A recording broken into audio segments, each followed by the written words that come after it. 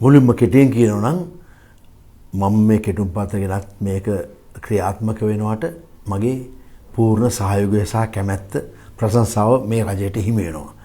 මොකද පාර්ලිමේන්තු මන්ත්‍රීවරුන්ට මම හිතන්නේ ලෝකේ කිසිම රටක අවුරුදු 5කින් විශ්‍රාම වැටුපක් හිමිවන්නේ නැහැ. මම දන්න විදිහට අනිකුත් වෘත්තීන් කරන අයත් අවුරුදු 50ක් 55ක් 20ක් 30ක් සේවය කෙරුවට පස්සේ තමයි විශ්‍රාම වැටුපක් හිමි වෙන්නේ. පාර්ලිමේන්තු මන්ත්‍රී ධූරය කියන්නේ ගරු වෘත්තියක්. ජනතා සේවයට කැප වෙලා යන වෘත්තියක්. ඉතින් අවුරුදු 5ක් මහජන ඡන්දෙන් ඇවිල්ලා විවිධ වරදාන වරප්‍රසාද භුක්ති විඳලා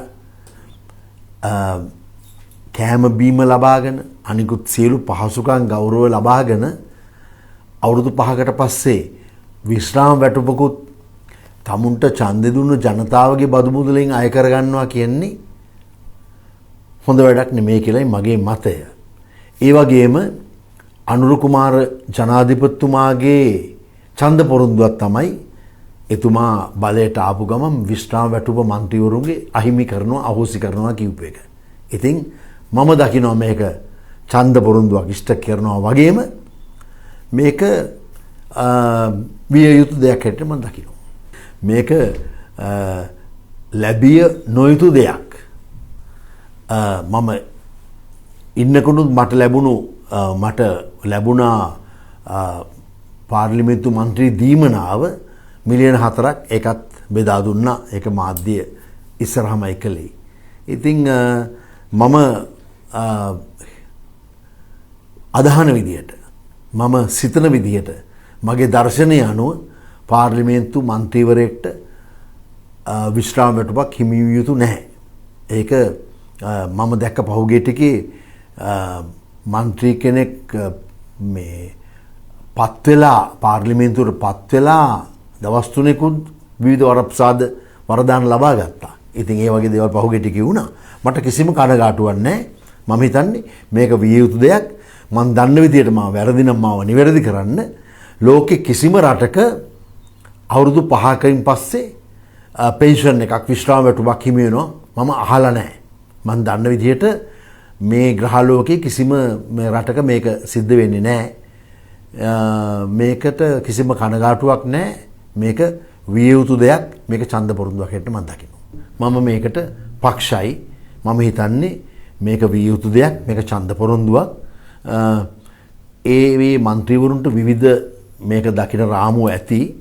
නමුත් මම හිතන්නේ මුදලට මහජන සේවයට එන එක මුදලට උත්තරීතර පාර්ලිමේන්තුවට ඇවිල්ලා එයින් මෙහෙම විශ්‍රාම වැටුපක් ලබන එක ඒක සුදුසු දෙයක් නෙමේ. බැලු බැල්මට සහ බහුතර ජනතාව ලංකාවේ ඉන්න මේ තීන්දුවට කැමති වෙයි. මේක දේශපාලන පරිගැනීමක්වත් නෙමේ. මේකේ ලොකෝ පාඩුව මේ ඉන්න රජයට. මොකද මේ රජයේ മന്ത്രിවරු 159ක් ඉන්නවා.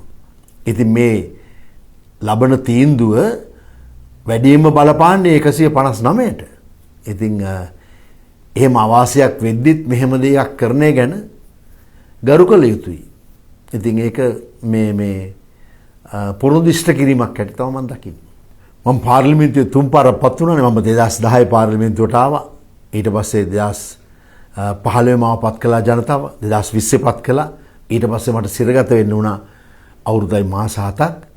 ඉතින් මම පාර්ලිමේන්තුවේ ක්‍රියාකාරීව ඉද්දී මගේ තාම පරණ වීඩියෝ YouTube එකේ තියෙනවා. ඒවල මම කියලා තියෙනවා පාර්ලිමේන්තු මන්ත්‍රීවරුන්ට තියෙන ආදායම් මාර්ග ගැන.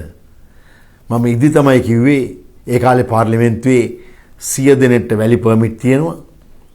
75කට බාර් පර්මිට් තියෙනවා. කුඩු ගෙන්නන අය ඉන්නවා. එතකොට එතනෝල් විකුණන අය ඉන්නවා. හරක්කරු ඉන්නවා.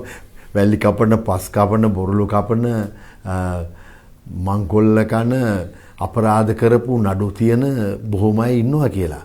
ඒ වගේම විවිධ ආදායම් මාර්ග තියෙන අය ඉන්නවා. ඉතින් ඒක මේ තීන්දුවකට හම්බුණා පාර්ලිමේන්තු මන්ත්‍රීවරුන්ට බිස්නස් කරන්න තහනම් කියලා.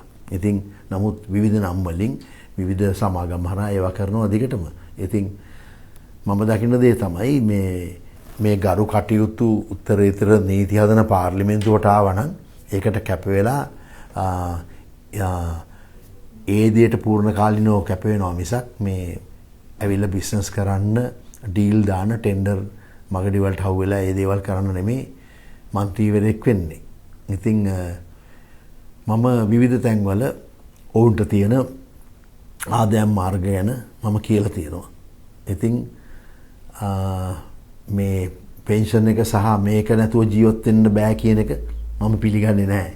දේශපාලන සංස්කෘතිය පිරිසිදු කිරීමට ගන්න පියවරක් හැටියට මම දකිනවා මේක. මොකද මේ පහුගිය ටිකේ മന്ത്രിවරුන්ට පාර බැහැලා යන්න බැරි තත්ත්වයක් උදා වුණානේ.